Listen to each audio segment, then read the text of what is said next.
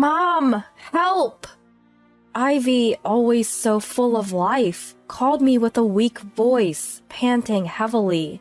She's been immobile, with a fever of 104 degrees, since the afternoon. And not just Ivy, my 5-month-old granddaughter Lillian is also unwell. I was beside myself with worry. Looking at the clock, it was past 7 p.m. I wondered why she had waited so long to call, and when I asked, she gave a surprising response. I asked my husband, Caden, to take us to the hospital, but he went to the bar with his friends. What? You should have called an ambulance before calling me. Hello? Ivy? Can you hear me? The call suddenly dropped. Worried, I rushed to my car and drove to Ivy's house. It's an hour's drive to her place, and all I could do was hope she was okay. I'm Ariana, 55 years old. My daughter Ivy, 28, married Caden 2 years ago. She just gave birth to Lillian 5 months ago. I raised Ivy in a fatherless family after my husband passed away when she was young. We didn't live in luxury, but Ivy has always been tolerant and hardly ever complains. The fact that she called me for help means she must be really sick. What worried me the most was that she stopped responding during the call. An hour later, I arrived at Ivy's house. Using the spare key I had, I entered and found Ivy and Lillian collapsed, breathing heavily and listlessly. Ivy, it's me! Can you hear me? She barely responded with a, yeah, but then could only groan. Ivy's body was burning up, her lips dry. Seeing her mobile phone was dead, I realized why our call was cut off. I'm going to get you to the hospital right away. I called for an ambulance immediately, and soon after, they disappeared into the treatment room. After a while, the doctor came over to where I was waiting in the hallway. Ivy and Lillian are pretty weak. They're starting to develop complications, and if the fever doesn't go down, it could be tough. You should prepare yourself for the worst. The doctor's words were so shocking that I just stood there, stunned, tears streaming down my face. I hurried to charge Ivy's mobile phone and call Caden, but not even a ringtone sounded. No matter how many times I tried, it wouldn't even go to voicemail, leaving me unable to leave a message and just growing more frustrated. How could you just ignore the two of them when they're sick? I kept trying to call every hour, but there was no connection, and the next day arrived. Thinking that Caden would call back as soon as he saw the missed calls, I put Ivy's phone in my bag and waited. Finally, in the afternoon, I got a call from Caden. Hey, Ivy! Where'd you go? I'm home. Get back here and make dinner. I've been waiting for your call. Why didn't you get in touch sooner? Huh? Is that you, Ariana? When I confirmed it was me, Caden's voice, momentarily puzzled, then rough, demanded, What's up? Put Ivy on the line. I can't do that. I'm sorry to say they both passed away. They're gone? Yes. That's great! Instead of the sorrow I expected, Caden's response was shockingly inappropriate. Really, that's just perfect! Your wife and daughter have left this world. What's so funny? Caden's gleeful exclamation at my trembling words filled me with rage. Yet, in response to my question, he blurted out something utterly surprising. Well, you see, ever since we had a kid, Ivy's been so annoying whenever I wanted to go out. Ugh, what a relief. How can you say something so terrible? Caden's cruel words kept coming, cutting deep. She looked sick yesterday, so I ignored her on purpose. What did you say? If I did, she might not make it, right? That's why I went to the bar, intentionally. Caden spoke with such casualness, it was as if he had no heart at all. As I stood there speechless, he continued with more unbelievable statements. The apartment in Ivy's name? It's all mine now. Oh, and that's not all. I get the savings and the life insurance money. Now I can meet any girl I want openly. Awesome! What a despicable person! My head was pounding, and if Caden were here, I'd want to knock him out. I clenched my back teeth and my fist hard to contain my anger. My throat was choked up. No words could come out. When the funeral's ready, let me know. I'll be the chief mourner. Gotta keep up appearances, you know. Having said that, Caden hung up the phone. I was so shocked I couldn't stop my hands from shaking. I found myself sitting down right where I was. I'm not going to let Caden do whatever he wants. I'm going to get revenge for Ivy and Lillian. With a flame of anger burning in my heart, I began to meticulously prepare for my revenge. So, 5 days later, in the evening, I was waiting inside Ivy's apartment for Caden to return. In the meantime, Caden had the nerve to say, "I'm going on a trip with my girlfriend, so can we have the funeral this weekend?"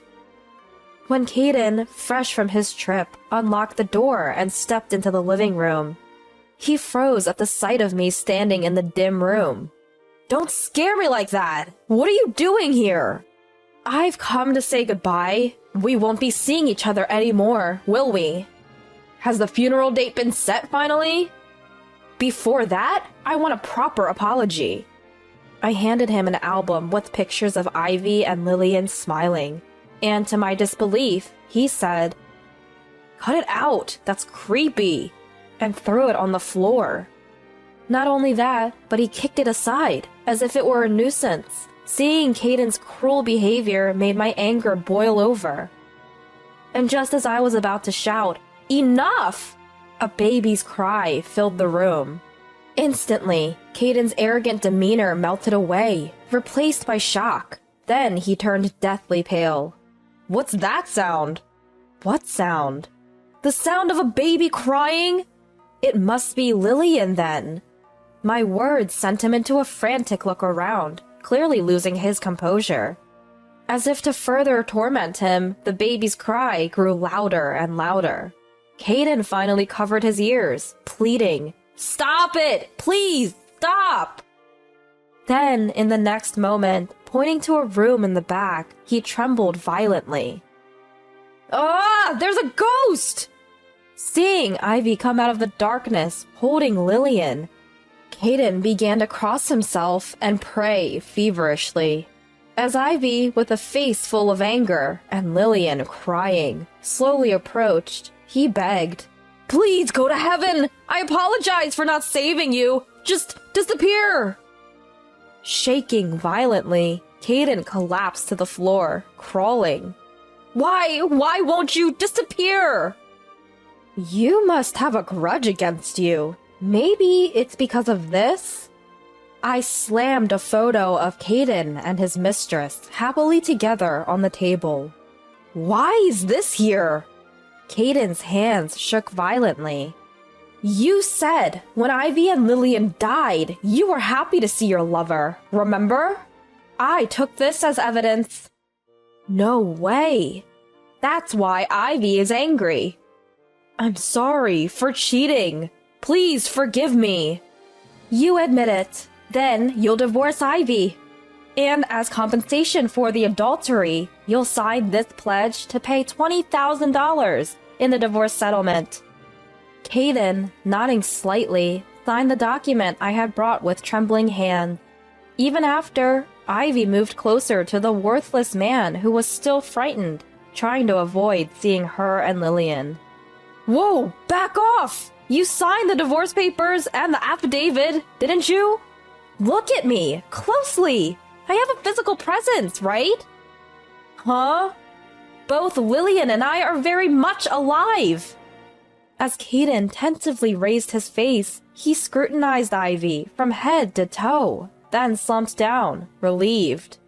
But in the next moment, he turned beet red with anger and began to rage. "Don't mess with me! Don't scare me like that! Lying woman!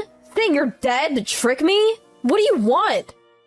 After leaving the two of us with fevers of 104 to go drinking, and then blurting out something ridiculous when slightly pressed? You deserve to be punished. This stupid farce. I wasted my time reflecting. The man standing and glaring at me seemed to have forgotten how he had been completely shaken by this farce. And there's Caden, clicking his tongue instead of being glad that both are alive. How low can you get? Ivy and Lillian were in critical condition when they were taken away by ambulance, but thanks to the doctor's dedicated care, they recovered. If we had left them, Ivy and Lillian might have really gone to heaven. It's a pity they're alive. So you're upset you didn't get the savings or the life insurance money. Your nasty personality never changes, does it?